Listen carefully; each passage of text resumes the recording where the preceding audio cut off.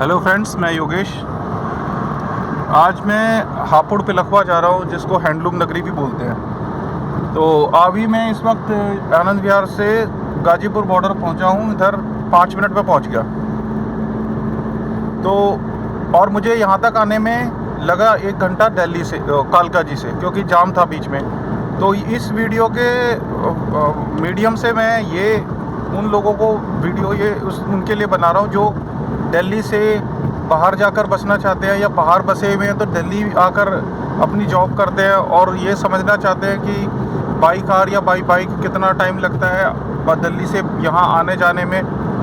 क्योंकि डेवलपमेंट तो अब दिल्ली के बाहर बहुत हो ही रही है। जैसे आप देख रहे हो कि अभी मैं मेरठ एक्सप्रेस वे पर चल रहा हूँ और यहाँ पर स्पीड लिमिट भी 100 है गाड़ी की, और मैं अपनी दिखा देता हूँ, मैं तो 80 की स्पीड पे चल रहा हूँ।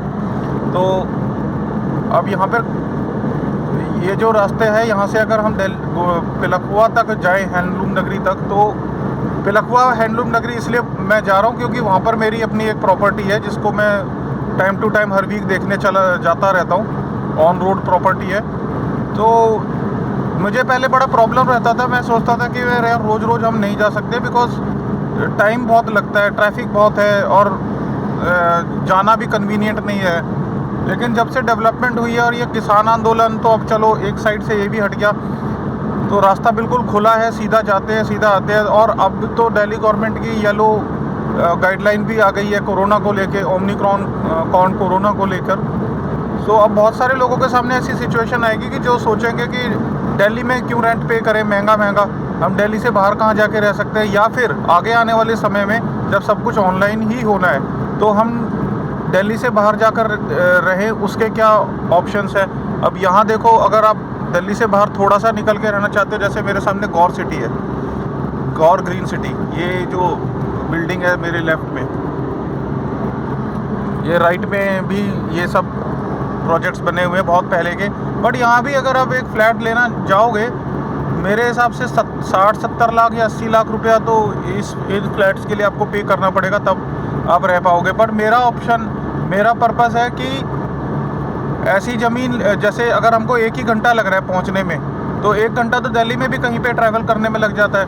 सो दिल्ली में जॉब करके हम बाहर 1 घंटे पहुंच जाएं और वहाँ ऐसी जगह पहुँचे जहाँ पर ज़मीन का रेट भी सस्ता हो और कनेक्टिविटी भी अच्छी हो और आगे फ्यूचर डेवलपमेंट भी हो। थोड़ा इन्वेस्टमेंट करें तो पैसा भी बढ़ जाए, और मेरठ एक्सप्रेस वे का भी हम यूज़ करें अपने daily life day to day life में।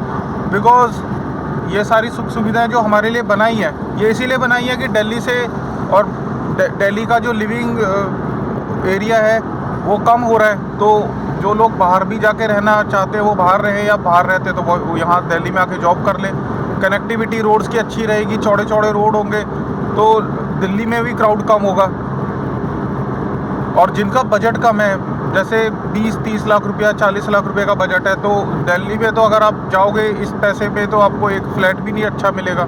लेकिन बाहर आपको जिस जगह मैं जा रहा हूँ उससे लगती हुई जगह पे, उससे आगे या पीछे अपना पूरी ज़मीन मिल जाएगी। वहाँ पे ज़मीन के साथ आपको छोटा सा एक स्पेस अपनी किचन गार्डन सेटअप करने के लिए भी मिल जाएगा। इन्वायरमेंट भी अच्छा मिल जाएगा, पॉल्यूशन भी वहाँ पर बहुत ही कम है जैसे दिल्ली के कंपैरिजन में अगर हम बात करें तो। हाँ, ये है कि दिल्ली जितनी चकाचौंध और ये सब तो नहीं मिलेगी वहाँ पे, पर एक बेसिक लाइफ तो जैसे लोग जाते हैं हिल्स पे जाके रहना शुरू करते हैं, जब डॉक्टर्स उनको बोलते हैं आपकी हेल्थ अच्छी नहीं है, आप थोड़ा हवा पानी बदलो। पहले बोलते थे, अब नहीं बोलते हैं, क्योंकि हवा पानी तो कहाँ बदलेगा इंसान जाके। आज भी बहुत सारे लोग ऐसे होते हैं जो अपनी हेल्थ के लिए अच्छी हाई पेइंग जॉब्स को छोड़ के गोवा के सबर्ब्स में जाके रहते हैं, जंगल के बीच में जाके, इधर आपका उत्तराखंड है, उत्तराखंड में जाके रहते हैं। जैसे जैसे जिसकी जहाँ ऑप्शन आती है, जहाँ पे सेटिंग बन सकती है, वो अपना वहाँ पर रहने की पूरी कोशिश करता है। नेचर के बीच में ऑफ कोर्स अगर आप रहोगे तो आपकी हेल्थ पर भी असर पड़ेगा, आपकी हेल्थ अच्छी भी होगी, बीमारियों के खर्चे बचेंगे। तो आज का होल पर्पस तो ये है कि चलो इस रास्ते को हम एक्सप्लोर करते हैं, देखते हैं कि यहाँ से वहाँ पहुँचने में टाइम कितना लगता है, ट्रैफिक कितना मिलता है। अभी दिन के 12 बज रहे हैं, तो 11 बजे अगर मैंने अपनी जर्नी शुरू करी ऑफिस के लिए लेट्स से, तो 11 से आप उस हिसाब से इसको देख लो कि कितना टाइम जाने में लगना चाहिए। बीच बीच में ये वीडियो मैं पॉज करूँगा, क्योंकि फिर तो अगर मैं पूरी वीडियो बनाऊँगा तो 2 घंटे की हो जाएगी। तो मैं आपको दिखाता रहूँगा टाइम टू टाइम मैं कितने बजे कहाँ पर कहाँ पहुँचा, किस लोकेशन पे हूँ।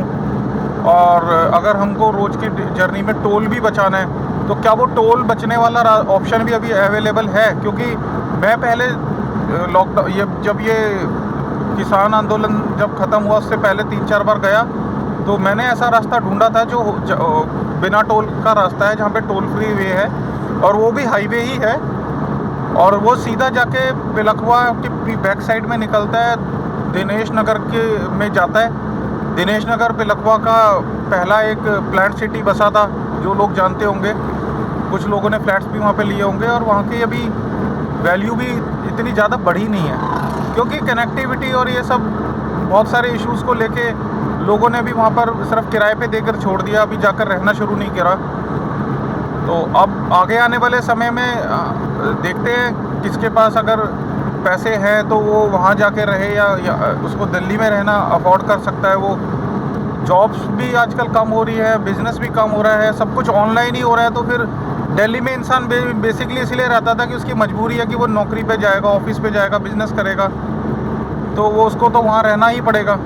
मेन सेंटर में तो रहना पड़ेगा, तभी उसका काम चलेगा। अदरवाइज़ वहाँ से यहाँ तो रोज़ आना जाना पॉसिबल नहीं है। लेकिन अब समय बदल रहा है, डेवलपमेंट हो रही है, तो उस बदलते समय के साथ हम अपना लाइफस्टाइल अगर चेंज करने के लिए पहले ही तैयार रहें तो ये तो सोने पे सुहागा हो जाएगा। अगर हमें ग्रीन एरिया मिल जाए, पैसा भी कम लगे रहने के लिए, और हमारा काम भी बिज़नेस भी अच्छा चलता रहे दिल्ली में, जिस हिसाब से हमारा को आना है वैसे आए, फिर अपना वापस हम वहीं अपना ग्रीन एरियाज़ में जाके रहें। सो ये देखते हैं, ये पर्पस आगे आने वाले समय में भगवान की दुआ से पूरा होगा या नहीं होगा।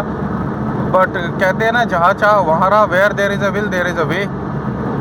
और वैसे भी जहाँ जहाँ जो बदलाव आ रहे हैं, उन बदलाव के साथ हमें एडजस्ट करना है, तो तैयारी पहले से रखनी पड़ेगी। सही टाइम पे सही मौका आते ही अपने आप को इस्टेब्लिश कर लेना है ऐसी अच्छी अपॉर्चुनिटी के लिए। सो फ्रेंड्स, मैं अभी के लिए वीडियो पॉज करता हूँ, और जब मैं आधे रास्ते या पास में जब पहुँचूँगा तब मैं टाइम के साथ आपको अपडेट करता हूँ कि मैं कितने टाइम पे अभी कहाँ पर हूँ। ओके फ्रेंड्स, अभी देखो फ्रेंड्स, मैं पहुंच गया हूं मुरादा। ये जो यहाँ पर साइन बोर्ड लगा है, एक तरफ मेरठ हरिद्वार की तरफ रास्ता जाता है, एक बार मुरादा हापुड़ गाजियाबाद डासना की तरफ रास्ता जाता है। तो मेरे को मेरठ की तरफ ही सीधा चलना है, जहाँ मैंने वो रास्ता ढूंढा था जहाँ से टोल नहीं लगता। डासना टोल पे नहीं करना पड़ेगा। डासना टोल भी काफ़ी महंगा है, वन साइड अगर आओगे तो उसमें काफ़ी 70 रुपये शायद मुझे लगते हैं, एक साइड का चार्ज है। तो वहाँ से तो मैं बहुत बार गया हूँ, लेकिन एक रास्ता जो मुझे मिला था वो भी अच्छा रास्ता है। मैं आपको वो रास्ता दिखाने की कोशिश करूँगा आज। सो बाय फ्रेंड्स, अभी के लिए मैं पॉज करता हूँ। Welcome back friends. अभी के इस टाइम पर मैं पहुँचा हूँ अभी लाल कुआँ पे। ये लाल कुआँ एरिया लगता है दिल्ली के बाहर निकल के, और जैसे आपको ये साइन बोर्ड दिख रहा है सामने, ये देखो यहाँ पे क्या दिख रहा है, पिलखवा आपको दिखेगा। मैं थोड़ा आपको दिखाने की कोशिश करता हूँ। तो ये पिलखवा 25 किलोमीटर, और ये आपको लाल कुआं के पास ये एरिया दिखेगा।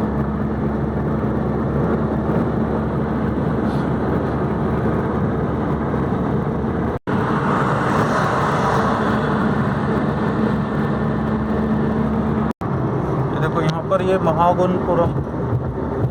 महागुनापुरम की बिल्डिंग भी यहीं पर है। ये प्रोजेक्ट महागुनापुरम का यहाँ पर है। उसके आगे अंसल तनुश्री भी यहाँ पर आपको दिखेगा।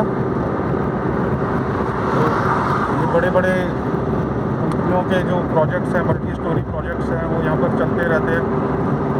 अब तो ये बन के तैयार हो गए हैं, यहाँ पे लोग आकर रहने भी लगे मोस्टली। ये देखो आप, ये है जैस्मीन ग्रूव। ये बिल्डिंग जो मेरे लेफ्ट में दिख रही है आपको, जैस्मीन ग्रूव।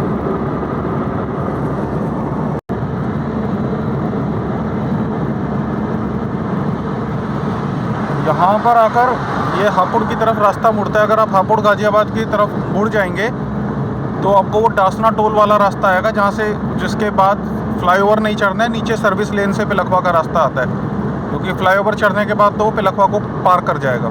लेकिन मैं मेरठ एक्सप्रेस वे की तरफ, मेरठ की तरफ बढ़ रहा हूँ। वहाँ से रास्ता मिलेगा मुझे जहाँ पर वो जो दूसरा रास्ता है जहाँ पे टोल पे नहीं करना पड़ता, और सीधा बैक साइड से वो सीधा दिनेश नगर पे लखवा के पास जाकर ही मिलता है। ये देखो, ये मैं हरिद्वार की तरफ ही चल रहा हूँ सीधा सीधा। आपको दिख रहा होगा साइन बोर्ड, हापुड़ की तरफ मैंने कट नहीं लिया, मेरठ हरिद्वार की तरफ। ये IMS गाजियाबाद आपको राइट में दिख रहा होगा।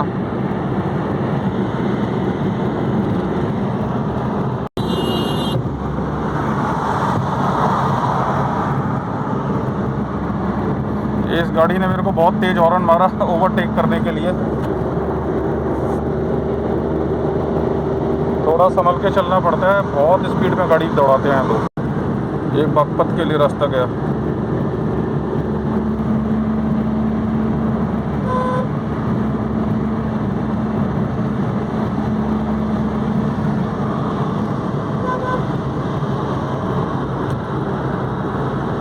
ये देखो, यहाँ पर हाईवे पर इस तरीके से स्पीड डिटेक्टर लगे हुए हैं, और मेरी स्पीड आपको दिख रही होगी 61। तो देखो मैं कितने कम स्पीड पे गाड़ी चला रहा हूँ। अच्छी बात है ना, मैं तेज़ गाड़ी नहीं चलाता। अपने को रास्ता एंजॉय करना चाहिए। तेज़ भगाकर रास्ते की खूबसूरती नहीं देख पाओगे, आपकी नज़रें सिर्फ रोड पे टिकी रहेंगी, और अगर छोटी सी गलती होगी तो बहुत महंगी भी पड़ेगी। इसलिए कभी भी चलो स्लो चलो। स्पीड गाड़ी में दी हुई है, ये देखो मैं आपको दिखा देता हूँ मेरी गाड़ी की स्पीड 81। तो स्पीड गाड़ी में दी हुई है,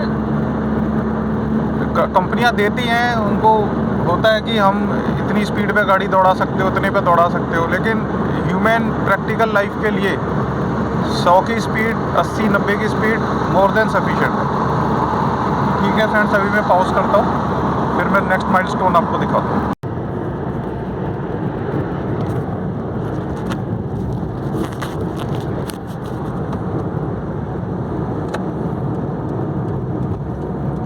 तो फ्रेंड्स, ये वो जगह है जहाँ मैं बता रहा था कि पहले टोल नहीं लगता था, और अभी यहाँ पर ये टोल का सेटअप तो रेडी है, लेकिन देखते हैं टोल लगेगा कि नहीं लगेगा।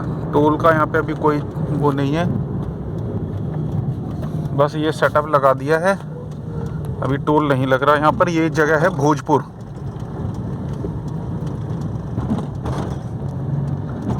ये भोजपुर है, और यहाँ से भोजपुर का इन्होंने साइन बोर्ड भी हटा दिया।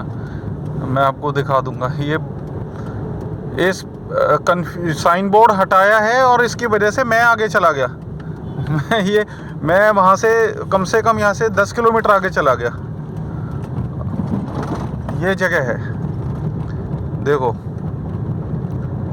तो यहाँ भोजपुर पे आके आपको दिल्ली से आते वक्त ध्यान रखना है कि ये भोजपुर का कहीं छोटा सा साइन बोर्ड आपको देखेगा तो वो ध्यान रखना। पहले तो बड़े बड़े लगे हुए थे। देखो, ये भोजपुर थाना भी है, मैं आपको दिखा देता हूँ। ये देखो थाना भोजपुर।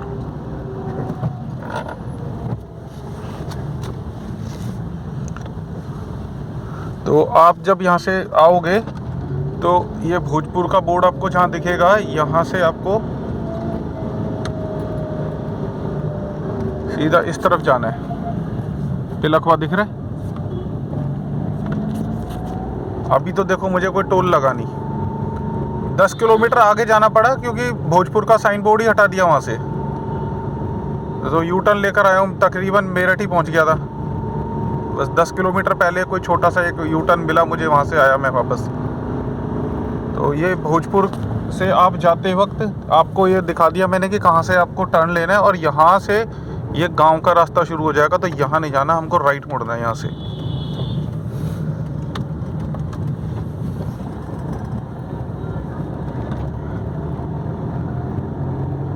ये रास्ता मैंने खुद ही ढूंढा था। तो जब मैं यहाँ 4-5 बार आया और अभी भी आया हूँ, तो मैंने सोचा जब टोल बच रहा है और रास्ता भी अच्छा है,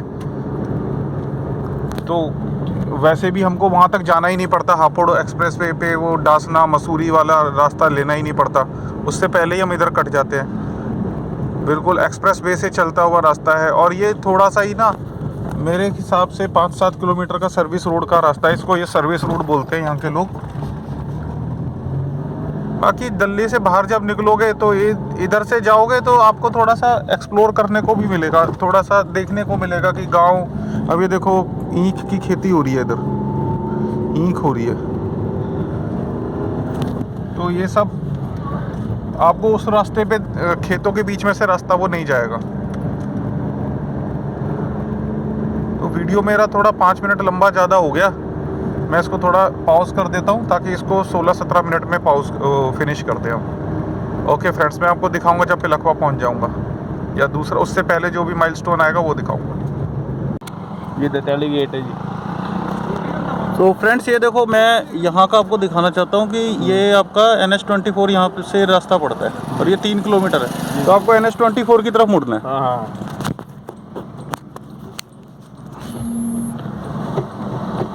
तो जब NH24 की तरफ आप मुड़ोगे तो आप सीधा हाईवे पे पहुंच जाओगे, जो पिलखवा टोल के बाद जो आता है ना, डासना टोल के बाद, उस पे पहुंच जाओगे। और ये सारा हमारा पिलखवा ही चल रहा है, पिलखवा प्रतापपुर आसपास के एरिया चल रहे हैं सारे।